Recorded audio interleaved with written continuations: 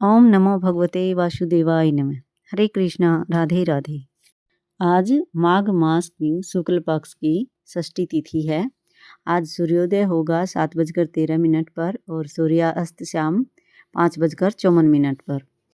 ब्रह्म मुहूर्त सुबह 5:53 से लेकर के 6:20 पर। अमृतकाल का समय रहेगा 9:31 से लेकर के 11:06 पर। और अभिजीत मुहूर्त रहेगा दोपहर 12:12 से लेकर के 12:55 तक। राहुकाल का समय रहेगा सुबह 11:13 से लेकर के दोपहर 12:33 तक।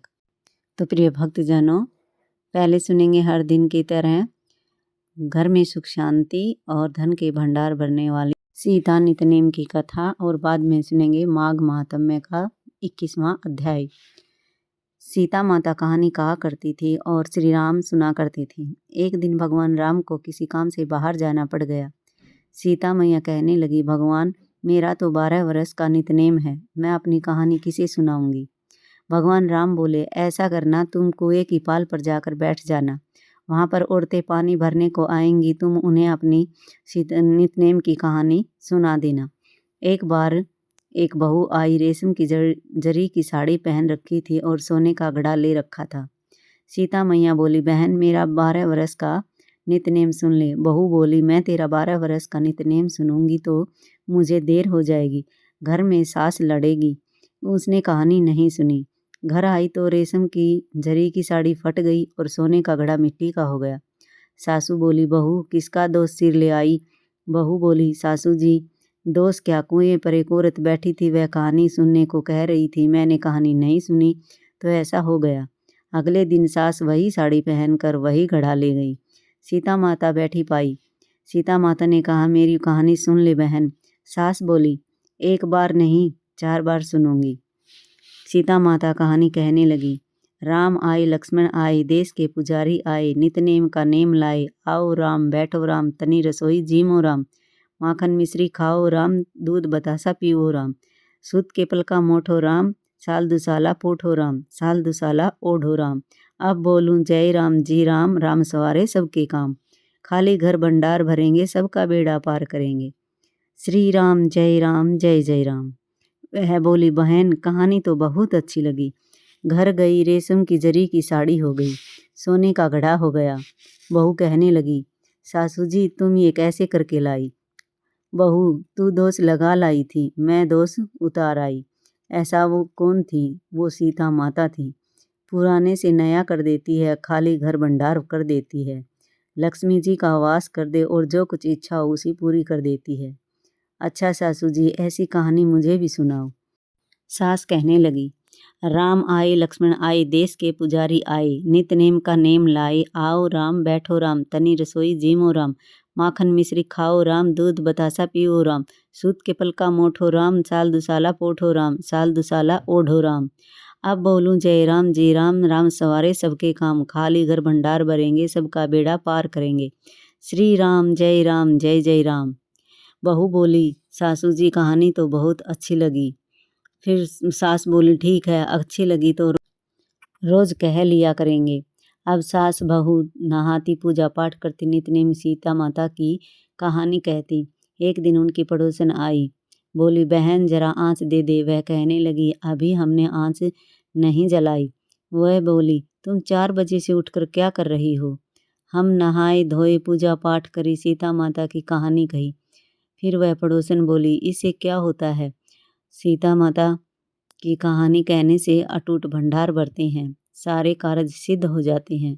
पड़ोसन बोली, बहन, ऐसी कहानी तो मुझे भी सुना दे। वह बोली, ले ठीक है, तू भी सुन ले। राम आए, लक्ष्मण आए, देश के पुजारी आए, नितनेम का नेम लाए। आओ राम, बैठो राम, तनी रसोई जीमो राम।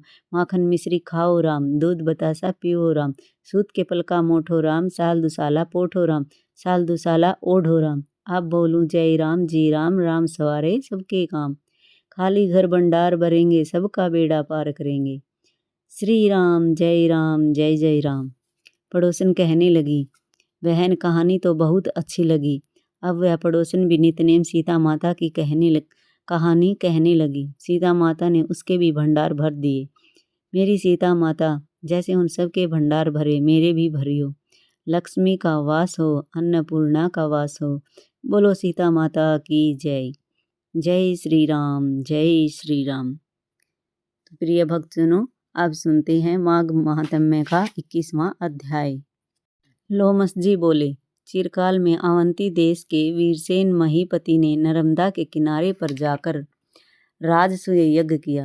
सोने के मंडपों से सुसज्जित 16 अश्वमेघ यज्ञ किए, जो स्वर्ण के आभूषणों और यज्ञ के स्तंभों से शोभित थे। उस दानी और देव भक्त महीपति ने ब्राह्मणों को पर्वत के बराबर अन्न के ढेर दिए, और वह सोने सहित गो का दान करने वाला था। एक बद्रक नामक मूर्ख ब्राह्मण, कुलहीन, कृषि कार्य करने वाला, दुराचारी तथा अधर्मी था। वह भाई बंधुओं से त्यागा हुआ इधर उधर घूमता फिरता हुआ देव यात्रियों के साथ प्रयाग में आया और माघ में उनके साथ 3 दिन तक स्नान किया। वह विप्र 3 दिन के स्नान मात्र से ही निष्पाप हो गया।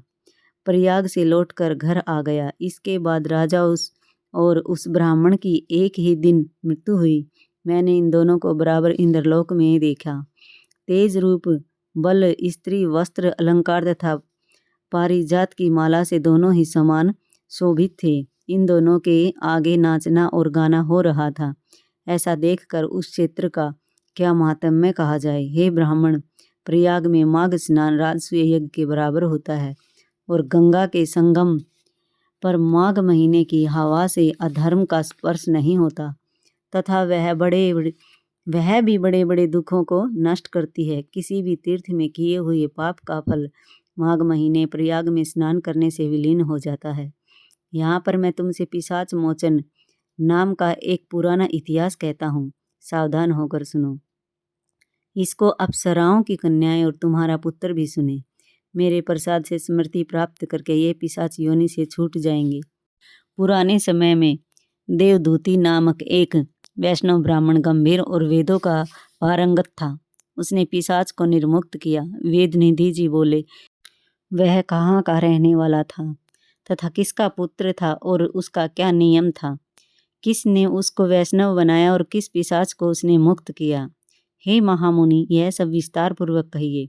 लोमस जी ने कहा, कल्पाक्ष से निकली सुंदर सरस्वती नदी के किनारे पर पर्वत के समीप इसका रहने का स्थान था, जहाँ साल, ताल, तमाल, बेल, बगुला, इमली, चीरबेल, आम, चंपक, स्वर्ण, कारज, कोविदार, केसर, पीपल, तलिक, कर्णिकार, कुंभी, तिंदुक, वावीर, सोलू, चंबीर, पीलू, गूलर, बेंत, खाखोट, करहाट तथा बरगद के पेड़, घोटा, कोटज,